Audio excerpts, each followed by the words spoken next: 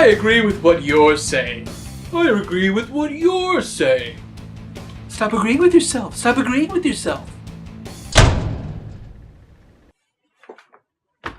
Hello, and welcome to Glass Half Full Reviews. And remember, only you can stop the haters.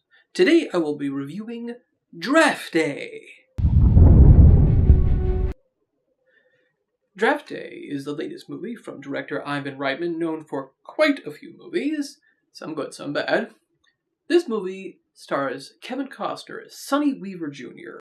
Sonny's father had been the general manager for the Cleveland Browns. Now that Sonny has taken over, he hasn't been doing the team any favors. But Draft Day is coming up, and that means he has to find the hottest recruits, etc., etc. So, what does that mean? Well, at first you think, okay, this is going to be a typical sort of sports movie filled with deals and tension. And for the most part, that's true. That part of the movie really actually works pretty well. The problem is when you have to start getting invested in the characters. Now, Kevin Costner isn't the problem here. His character is, okay, it's interesting enough. It's a very subtle, understated sort of performance. This is a guy who doesn't give off much, emotionally speaking, but it's okay, we pick up on it. But then there's the supporting characters, and that's where things get a little bit more problematic. So basically it all comes down to where Sonny is going to decide who is going to get these different seeds, who's going to be picked. I'm not sure if I'm using all those terms correctly, so please grant me a little bit of slack.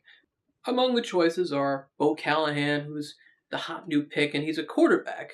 But, yes, maybe he'll help bring the Browns to a new Super Bowl championship, but then again, there's Tom Welling of Smallville fame, who maybe he hasn't been having the best couple of seasons, but he's already there. He's a quarterback already.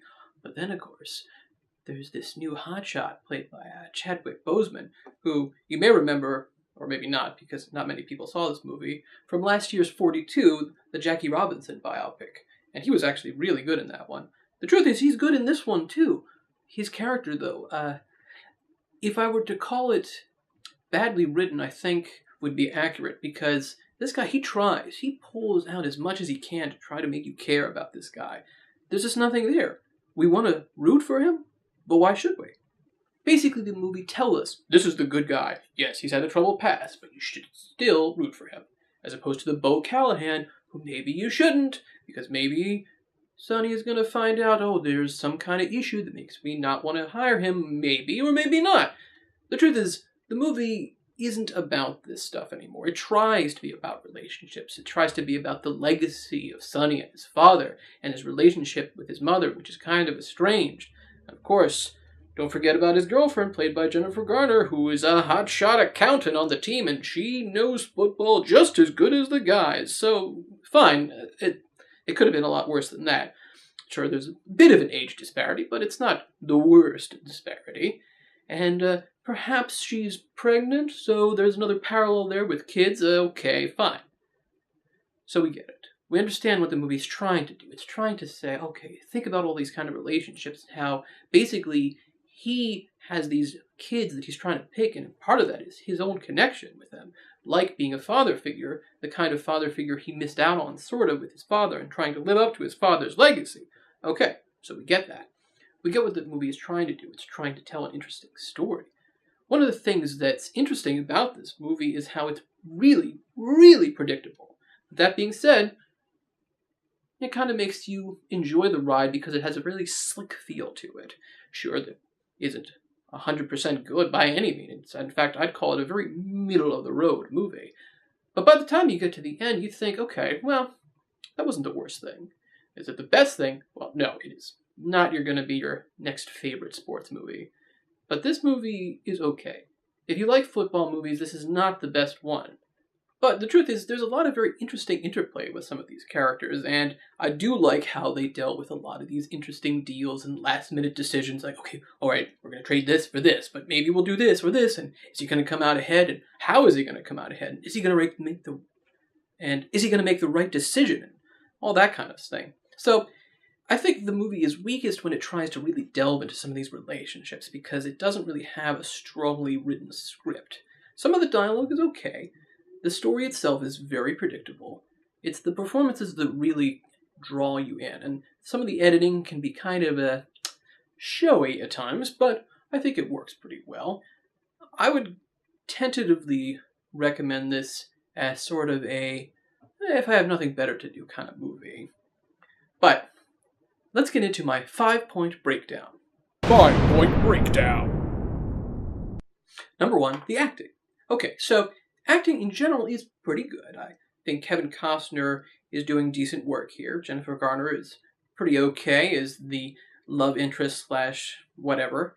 And Frank Langella plays a pretty great, gruff, but totally money-hungry boss. Denis Leary plays a good foil as the coach that plays by his own rules. He's good. He has a funny wit to him, as you might expect from a stand-up comedian. Then, of course, you have the other people. Tom Welling does a pretty good job as the frustrated quarterback. Chadwick Boseman, as I said already, he really does do his best here. I think he definitely is one of the better stars of this movie. Unfortunately, you have some weaker elements, too.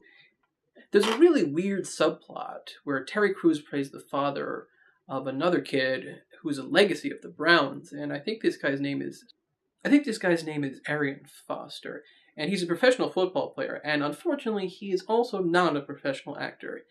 I'm not really sure why they felt they had to shoehorn him in. There were plenty of cameos all over the place, and some of them worked and some of them didn't work. But in this case, I just sort of thought, I'm not invested in this person. I don't care if anything happens to him. And Terry Crews wasn't given enough time to make me care about his character too, although he is a really talented guy. So let's move on to number 2, the story. As I've said already, the story is not that interesting. It's a very predictable sort of tale. It's the specifics of it that are interesting. The little twist and turn that it does to get you to the point where you know it's going to go. Okay, everything was going to work out. We already knew that. That's not really a spoiler. It's typical for this sort of thing. But how it gets there, that's not terrible. Alright, let's get into the look. This is actually one of the strongest parts of the movie. There's some very interesting stuff that the movie likes to do with the edit. A lot of times you'll have these split-screen conversations between two people, and the movie will jazz it up by using green screen and rotoscoping type technology so you can have one character essentially walk over the scene of the other person. Is there any point to it? Does it have any thematic value? Absolutely not, but it does look pretty cool. So, hey, I give that part a thumbs up. What about the feel? So, when you leave this movie, you'll probably be thinking, oh, that was pleasant. It was a pleasant time. And I think that's really it. It is a pleasant movie, but it's not a good movie. And it's not really a great movie either. Alright, let's move on to the final part. Does it matter? No. The movie doesn't matter. Not really. I think there's some interesting things it tries to do, and some cool little bits and some fun parts, but in the end, it really is very pedestrian. It's very common. It's not really a bad thing, it's just all it is.